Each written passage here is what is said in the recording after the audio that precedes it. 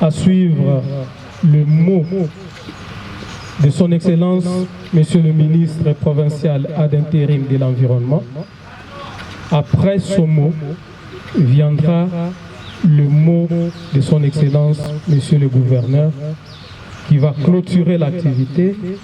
C'est après la clôture de l'activité que nous allons maintenant donner la parole aux journalistes pour le point de presse. Et après le point de presse, qui ne prendra que quelques minutes, parce qu'il n'y aura que quelques questions, nous allons enfin chanter l'hymne national, si c'est possible, et nous passerons la dernière partie. Se présente le programme de cette soirée, et si vous l'autorisez, merci. Cette semaine s'inscrit désormais dans les annales et archives de la province et a permis à chacun de nous ici présents de jeter les bases pour le développement d'un environnement sain, gage d'initiative saine.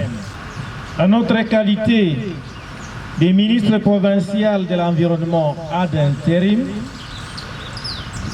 je reste convaincu que toutes les activités réalisées dans le cadre de la célébration de cette semaine ont porté un résultat avec des indicateurs objectivement vérifiables.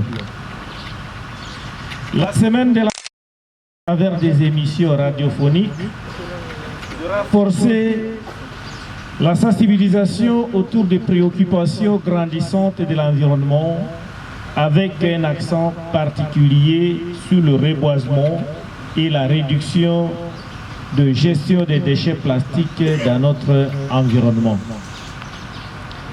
Conscient des engagements du chef de l'État, son Excellence Félix Antoine Tshisekedi Tshilombo, mise à place au niveau de la province par le gouverneur de la province, son Excellence Jean Bakomito Dambou, je vous demande de continuer à travailler dur pour qu'ensemble puissions réduire les déchets plastiques dans notre environnement.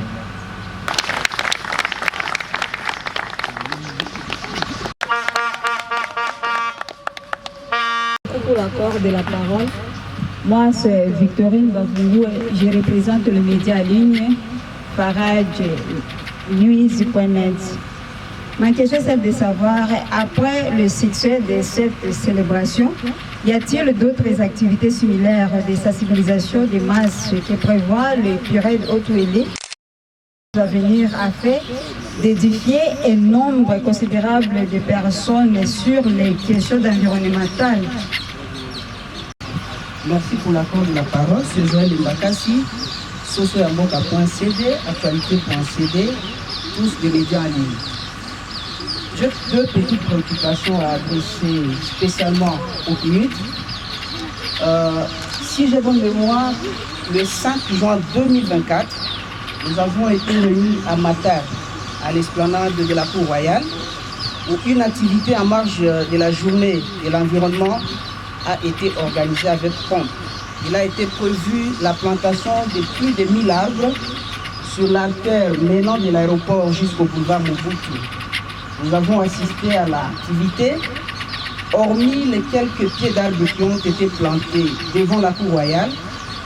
Si vous trafiquez ces tronçons, vous n'allez voir nulle part ailleurs où d'autres arbres ont été plantés.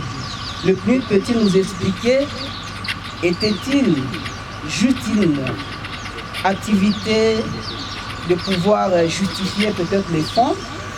Et la deuxième préoccupation, c'est par rapport au lancement de la journée de l'environnement pour cette année 2025, où nous avons également entendu parler de la plantation des arbres dans des endroits publics, mais aussi dans certains ménages.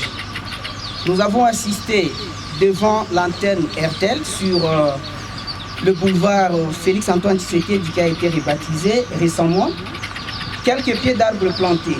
Aujourd'hui, la population se demande Où sont d'autres arbres plantés, notamment dans les endroits publics? On peut les localiser spécifiquement où? Dans quel endroit? Merci beaucoup.